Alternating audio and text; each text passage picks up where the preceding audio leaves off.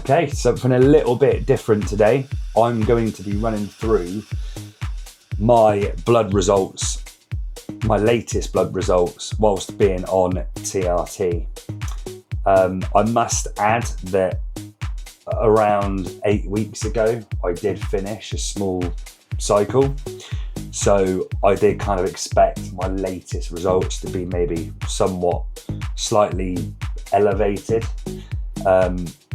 And actually the results that I have got are not too pretty, if I'm being completely honest. I see a lot of people that do post their blood work on YouTube that they'll only post it when it's at the best. And actually I think that if you're posting it when it's at the best, people aren't going to learn from you. And actually the ones that I've seen, the videos that I've watched where they've kind of posted it up, whether they're on TRT, whether on the full-on cycle, you know, I've actually learned a lot from those that are trying to fix their blood work and tell you what you need to do in order to fix it.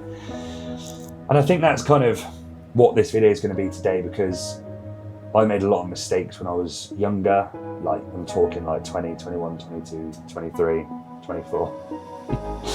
And I never got my blood work checked, whilst I was doing some stupid ass shit as well. If I'm honest, I'm a lot more sensible these days.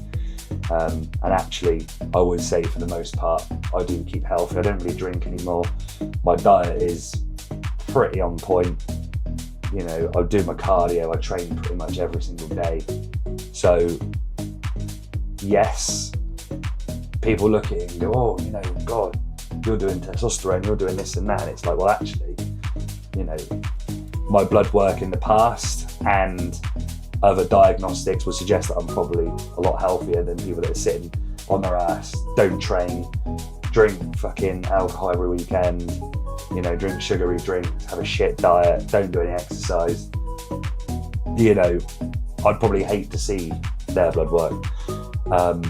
So if I start at the top, and don't be alarmed, by the way. So obviously, you know, you can see the ranges at the top here. So inside normal range is green, borderline is yellow, and outside normal range is red. So like I said, I'm just being completely transparent. These results didn't come through to me that long ago. So I'm just kind of going through it myself and just figuring out what I can do to kind of make the red green. So if we start with hemoglobin and hematocrit in red blood cells, so as you can see, pretty high. Now, basically, like I said, I'm no doctor. I do have a base level understanding of what these markers mean and how to get it better if required. So, I don't know if there's a tracker. Yes, here you go. So, you can see the last blood results. This is all done through MediChecks, by the way. So you can see my hematocrit has always been within range. Like even prior to this, the furthest green dot on the left-hand side, like it's always been within range. So again, there's something there that's happened that's basically caused my hematocrit to spike, which basically in hemoglobin is the thickness of the blood. So for obvious reasons, you do not want hemoglobin and hematocrit too high. It's, you know, like I said, there are risks that come with that, such as like blood clots, etc. And again, I'm talking, this sounds really extreme, but in reality, it's not if you can address these things. And like I said, you might be things that raise hemoglobin and hematocrit, things like smoking. I have noticed that my sleep apnea has got worse. For those that don't know, I had my tonsils removed when I was like 20 years old, I think, because I had quite bad sleep apnea. I was basically almost like not breathing in my sleep. And as my body weight's been increasing, because I'm on this bulk, I have noticed my sleep apnea has got worse. Like I'll stop breathing in my sleep and Ash has to like literally slap me awake when, you know, when that happens. So the reason why I'm saying that is sleep apnea has a direct correlation on hematocrit and hemoglobin. So that could be a reason as to why that's increased. But yeah, like I said, there's loads of factors. It's not just testosterone that's going to do that. So I am actually going to book in with the NHS again to do another sleep study, just to kind of see, you know, if my sleep apnea has got worse, because that's something that needs to be addressed if so. A short-term solution to hematocrit and hemoglobin and trying to bring that down is to bloodlet or donate blood. So technically I could donate blood and just tick no to all the boxes, but morally I don't think that's the best idea. So there are services you can do in Swindon that I'm aware of where you can basically bloodlet. So obviously, yeah, that blood will not be used to go back into someone else, which, yeah, probably not the best idea. So that's my plan of what I look to do with my hemoglobin and hematocrit. Like I said, it's out of character for me. This isn't something that's chronic. This isn't something that is ongoing. And another thing to note on that, so I did this blood test at 9 a.m. in the morning, so you can get false high readings if you're not fully hydrated before the blood test. So yeah, like I said, I'm taking those markers with a pinch of salt, if I'm honest. But again, I've got more bloods booked for the 1st of December, so I'll be able to tell then if it's a real issue, or if I need to kind of donate blood or bloodlet to decrease that down. So again, all of these different tests, this was just done via one blood test, and typically these are all the markers that you would want to look at if you have taken steroids or you're on TRT or whatever you're doing at the moment. And it's important that you get somebody to review them that actually knows what they're talking about. There's no point having a set of data if you don't know how to articulate it or what it means. And I would say this test here is the Optimal Health Blood Test by Medichecks. I think it was like 250 quid in total. So white blood cell count, all green, fantastic. Nothing to report on there. I have previously had really high eosinophil count, which again, on research, it looks like I kind of had some sort of infection my body was fighting at the time. Nothing serious, and like I said, now it's back down in range, which is good. So clotting status, so platelets is the main one here to keep an eye out for. Always been in range. So yeah, basically it's the clotting cells, which, as you can see there, are important for controlling bleeding. So this would be a concern if I had high platelet counts alongside the high hemoglobin and hematocrit. So if you think logically, if you've got thicker blood, it's more prone to clotting. So if your platelet count is high, obviously there's more risk there of clots as well. So it's important that if you have got high hematocrit and high hemoglobin, that you want to make sure that your platelets aren't raised as well, because you could be in serious trouble and need some assistance pretty quickly on that. Kidney health. So again, perfect. I've never ever struggled with any kidney issues or anything like that. So that's again a real common thing that can happen, especially if you're taking like oral steroids or something like that. That can really have a negative impact on your kidney markers. Liver health. So again, never had any issues with my liver markers at all, ever.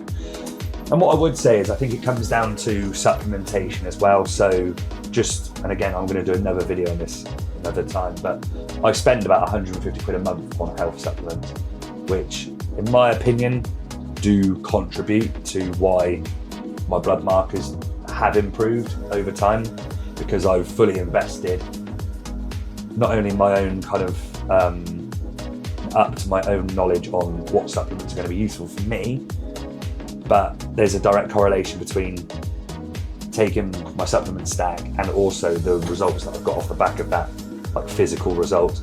And kidney and liver have been like two of the massive ones that I've seen be really positively impacted by that. So proteins, again, I've never really had any of these out of whack. SHBG is slightly low. Again, something that I might want to kind of look at long term. So HbA1c for diabetes, this is a huge marker actually. So if correct me if I'm wrong, I believe this is your blood glucose average over the last 3 months. So again, it's a good sign of if you're becoming pre-diabetic or at risk of developing diabetes. A lot of people don't realise how bad being pre-diabetic could be, and you seriously need to kind of change up your lifestyle from a diet perspective and training perspective, if that was to rise to, you know, not ideal levels. So again, mine's always been in range there. So cholesterol status, so a bit of a mixed bag with this one. To be honest, it's something I'm really kind of working on to improve. What I would say is, obviously, you know, like I said, the TRT dose has only been for 6 weeks, so naturally my lipids are going to be kind of still balancing themselves out from only just recently, you know, going into this health phase. So yeah, I mean, there's a lot to kind of go through there, so I'm just going to quickly summarise. Something that's always been good for me, and something that's really important, is your triglycerides. As a whole, I'm not too happy with these results. Like I said, they can be skewed because I haven't long come off of, you know, additional supplements to testosterone. Again, this is your cholesterol status is heavily influenced by, I would say, mainly like diet and cardio. And if you do take any oral steroids as well, like that will absolutely hammer your lipids. I'm just going to keep doing what I'm doing at the moment in regards to obviously being just on TRT, cleaning up my diet. Something that will really help is adding more fatty fish to my diet. So I already take like, I think it's like 3,000 milligrams of fish oils, omega-3s, but I'm probably going to add a couple of like salmon meals a week into my diet as well to try and really support this. But yeah, like I said, it's not where I want it to be, and it's something that I'm looking to improve on. Inflammation, so CRP, so again, this is a really important marker to show if there's any kind of inflammation in your body. Mine's always been pretty low. Uric acid, yeah, always been within range. Iron status, so again, pretty decent. The one thing I was concerned about, actually, especially if you're going to be donating blood, is ferritin. So I do know that's something that they test before the blood test, because if you crash your ferritin by donating blood, you can feel like absolute shit. I've seen people say that, you know, it can be like 6 months before their ferritin comes back to normal levels, and it's actually worse. It's a worse feeling than having low testosterone. So yeah, that's not something I want to be messing around with. So yeah, my only concern there, like I said, was the although it says in range, the ferritin, I'm like, yeah, I need to get that up a little bit if possible. Vitamins, so yeah, again, always been in range, never no issues there. Thyroid hormones, bang within range, 3T3, TSH, 3-thyroxine. Hormones, so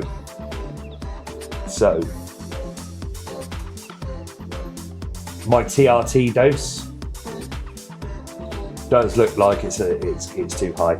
So 45.1 nanomoles per deciliter is too high. So that's, again, the beauty of getting blood work done, because I know that I need to bring that down from 150 milligrams a week probably to maybe like even 100 to 120. Or I also, you know, really need to look at that estrogen, estradiol level. Again, way too high. I don't feel any of those side effects, which is strange, because given the really high estradiol. The thing is with that, and estrogen management is I don't really like taking things like Arimidex to manage that if I can. So what I'll do is before my next blood test, obviously decrease the TRT dose down to 100 to 120 and kind of see how that reflects from a testosterone perspective and estradiol perspective on my next bloods. The final one, autoimmunity. Again, so never had any issues with these at all. So yeah, hopefully you enjoyed that video. Like I said, I'm not an expert, but what I do know is, I've been researching and studying this for the last kind of like 5 or 6 years, where I've taken my health extremely seriously, and I just want, it's more for the younger people that kind of are just doing whatever and not getting themselves checked. Because when I first started testing myself, it was a bit of an awakening actually as to what I was actually doing to my body.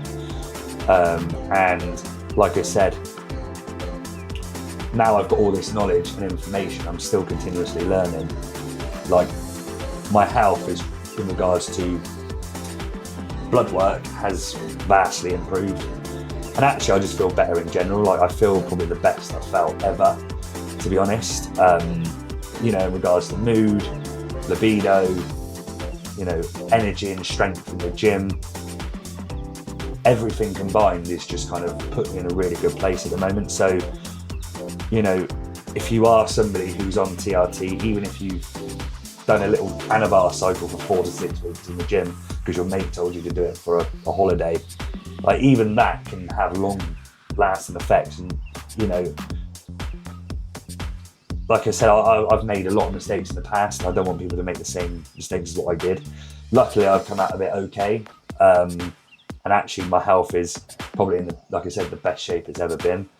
But that is only down to, my own research and being very sensible around what I'm doing moving forward. Because like I said, now I've got a child and more responsibilities. My priority is my health. Like, that's number one.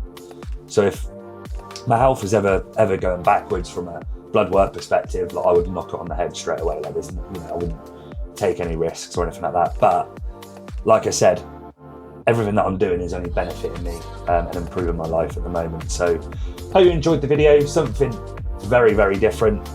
Most people that watch this, I doubt you would have got this far if you're not actually doing TRT yourself, or looking at the road of, or on the road of anabolics. So I hope you enjoyed this video, and see you on the next one.